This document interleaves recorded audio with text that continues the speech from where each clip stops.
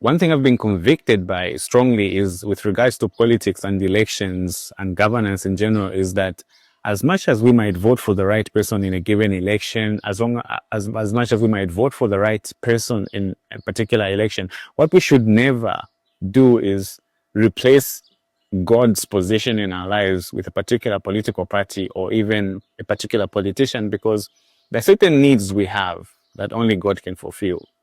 And I think we've gotten to a point where we've seen so much underdevelopment in Africa, especially, and we've sort of gone with the narrative that these are things that only the government can do. But the reality of the matter is, especially for Christians and for the church, if you look back, the church is actually responsible for a lot of development. They've built churches, they've built schools, they've built colleges, universities.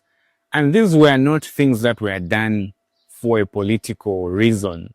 It is actually our place in society as Christians and as the church to develop these things to actually take care of orphans and widows.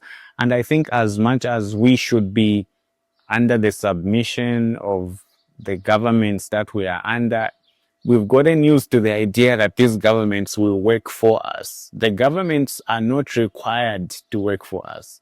They can actually work against us, especially as Christians. And as you look at Africa, there are obviously countries you admire and see, okay, these guys have a good leader, things are working out for them.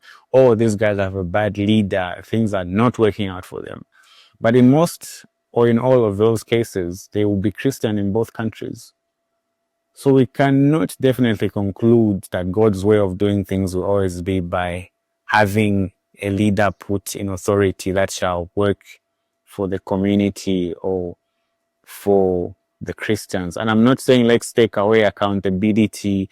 There are obviously systems that are put in place to keep these people accountable. We as Christians, our mandate is not only to vote these people into power or whatever else we do, but to actually impact society in a positive manner whilst we're on this earth.